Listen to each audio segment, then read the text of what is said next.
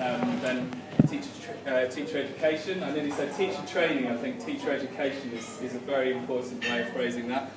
In university, I'm now working for Nesta, looking at research into impact in digital education, and I just wanted to share some of the sort of thoughts and things that I've been looking at in the last 2 and a little bit months since I've been doing that job and looking at the idea of evidence. I think there's been some talk today about evidence and impact and research, and I think this is a really interesting but really problematic discussion that's going on in education at the moment. How do we use evidence? How do we use research? In Deborah Kidd's session earlier today, she said to us, she made us think about a successful lesson that we taught in the last few weeks, and then she said, now tell me what research backed up your decisions on how you planned that lesson. And I thought that was a really interesting question, partly because none of us, myself included, could answer it.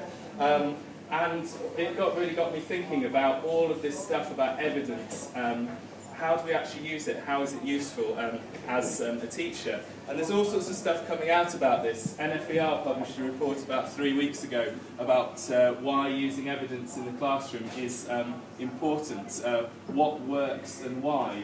I think what works is another sort of difficult phrase as well. The Education Endowment Foundation have published this resource, which is continually updating. It's their toolkit, and it looks at lots of different types of educational interventions, and it looks at how much they cost, what kind of impact they have on children's learning. And the idea of this is that it's something that NFER argued for in their report, although this came first.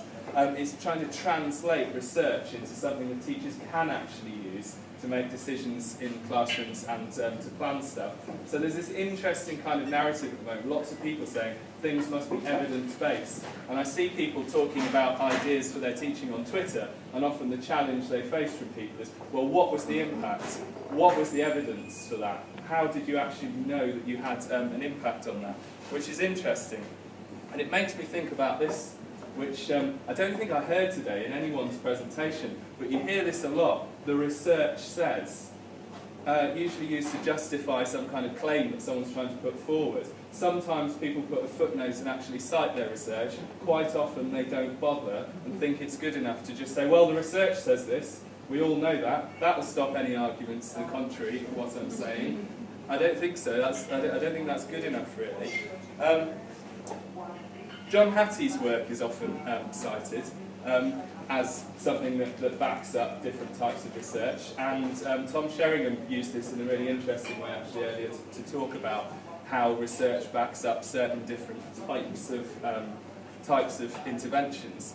And if you don't know this work, it's really important to look at, I think. He basically looked at the effect size of all sorts of different interventions, and then he ranks them. Now, people get really hung up on the ranking, and they think, okay, right, let's look at the top. And so many people say feedback came at the top of Hattie's ranking, therefore we should all be doing feedback and developing feedback. Well, you know, wouldn't necessarily argue against feedback, but I think what's much more interesting about what he says about research is this idea that we should know what impacts things we do have, and that what we do should not just be better than nothing, it should be better than average. So if you haven't read his work, he looked at basically most of the educational research that was available in meta-studies at the time. And he said, what was the average impact that things had? And he said, we need to be focusing on things which have more than an average impact. So if we're doing something that only has a very small impact, we're wasting time. We should be doing something with a big impact. But I was working with John Hattie last week, and this isn't a direct quote, but it's a very close paraphrasing. He said, teachers don't need to be researchers. They've got hung up on using this research to justify everything. What they need to be is they need to be evaluators. And they need to be able to do not the first thing that Deborah Kidd asked us to do, which was say, I'm teaching in this way because the research says, but they need to be able to say, I'm having this amount of impact by what I'm doing, and here's the evidence for that. And I think that's a really interesting challenge. We try lots of innovative ideas that we pick up on Twitter and through Teach Meets and so on.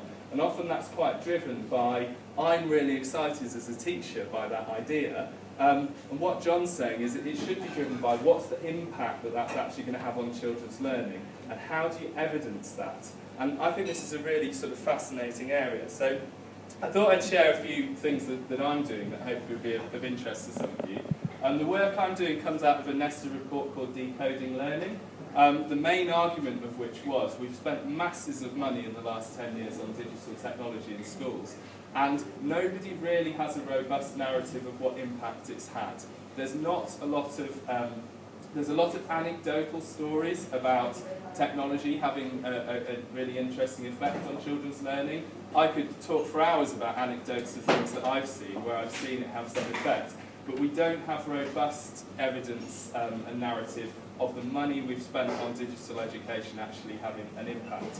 So what I'm doing is I'm working on 3 research projects at the moment. The first one is a big random controlled trial of remote tutoring, where children in Key Stage 2 have a tutor through a video Skype type link who gives them one-to-one support in their maths. We're doing that across 60 schools, with 30 schools as a control and 30 with the intervention. The 30 control schools do actually get the remote tutoring, but they get it a year later, so that it's fair. And we're looking at the idea of, can you run a trial like that where you control everything, and what do we find out about remote tutoring from that? Another project I'm doing is one with John Hattie called The Visible Classroom, where we are seeing what the effect of teachers having live subtitles of their lessons, which are then compiled into transcripts are. So the teachers, and I've had a go at this myself a couple of times, a little bit daunting at first. We have subtitles running along. About 5 seconds after you say everything, it comes up on the screen. And then at the end of the lesson, and this is, I think, the bit we're most interested in, you get a transcript of your lesson, which you can use to look back on and actually see what you said and what your explanation was. So it's a little bit about the... I can see a few people sort of starting to claw their eyes out at the idea. It's a weird experience. It's a bit like the idea of videoing your lessons and then be able to critique your lesson.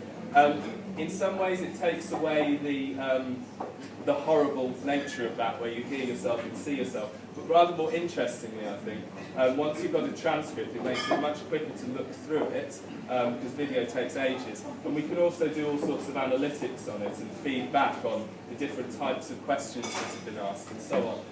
Now, that's not a large trial, that's a really collaborative project with 8 schools, so we're just working with them and seeing how they use it. The other project we're doing is on flipped learning, and we're looking at classes, Key Stage 3 maths classes, which are using flipped learning, and having more of a case study approach, where we don't work with the teachers do what they want to do with flipped learning using video resources, and then we look at creating some case studies and some narratives about what they're actually doing. So those are the 3 things that I'm working on. I'm really interested in the 3 pieces of technology, but what I'm even more interested in is how do those different types of research actually have an impact on the learning that goes on, and have an impact on the teachers. Because I think if you're going to be doing research in schools, there has to be some kind of impact at the same time on the teachers. And I'm interested to see, do the teachers benefit from being part of a large RCT, or do they just sort of do it and then get the results? Do they benefit from being a part of that process or not? And I think the jury is very much out on that. But I keep talking about impact, and I was talking to someone about this the other day, and we were out for dinner, and then he started talking about something else and then came back to it, and he said, oh, but I don't know whether it has an impact on standards. And it made me realise that we talk about impact an awful lot, and different people mean different things by that. And when I'm talking about impact, I'm not always talking about impact on standards. With the remote tutoring thing, that's what we're looking at. We're looking at impact on basic numeracy skills measured by SATs. But that's not always what we need to look at. And I think that's a really important point from John Hattie's idea of evaluating impact. It's really important to look at what is the impact you actually want from something that you're doing in your school. And I used to, when I first started teaching, I worked on a project looking at co-construction. And one of the arguments behind that was, if we co-construct learning and provide children with a really tailored learning experience, then we will have an impact on standards, because we're doing the learning that's right for them, and then the standard assessment test will pick that up. Now, I don't think I agree with that anymore. I think that if you're doing a certain type of learning to get a certain type of outcomes, and you expect for that to then have an outcome on a standardised assessment test that was designed for something completely different, then that's not actually helpful. So in terms of evaluating your impact, I think it's really important to think about what do you actually want from this. And a lot of the area in which I work to do with technology, there are some things which are designed specifically to have an impact on standards. And if that's the case, that's what we should be measuring. But if we're looking at technology to facilitate things like collaboration, that is not something that's measured by standardised assessment tests. So to say, well, if we do collaboration, then the kids will do really well on their SATs, is a bit wrong-headed, I think. So I think it's really important to think about what it is that you're actually trying to impact and actually demonstrating that. And I think we get really hung up on the idea of evidence and research as providing scientific proof of whether something works or not. And I think that's really quite a dangerous thing. Having done some work in research, all research ever is a robust narrative of something that you're doing, where you can tell the story of something that happened and you can back it up in a way that's convincing to someone else. Because you've looked at it and you've picked up the possible problems, you've taken the types of measures that need to be taken to make it a convincing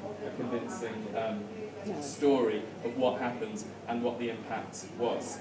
So I just wanted to present that idea of research as not necessarily something which some academic writes a paper on and then you use to plan your teaching. Research is about trying to work out what's going on, figuring out what the impact is you want, and then coming up with those measures and that narrative to explain what it is. And I think as a teaching profession, we're in a real danger of being really disempowered by a lot of this stuff about research, because generally when you're a classroom teacher, you don't really have time to do academic research on the kind of scale that seems to be valid as a large trial. But what you do have time for is to think about what are you doing, what's the impacts that you want to actually have by that, and what evidence do you need to collect to make that a robust narrative of something that you're doing, to show somebody else that that's actually powerful and useful.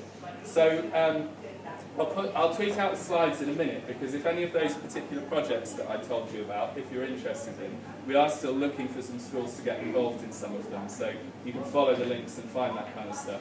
But hopefully those are some useful ideas for you. Thank you. Thank you very much.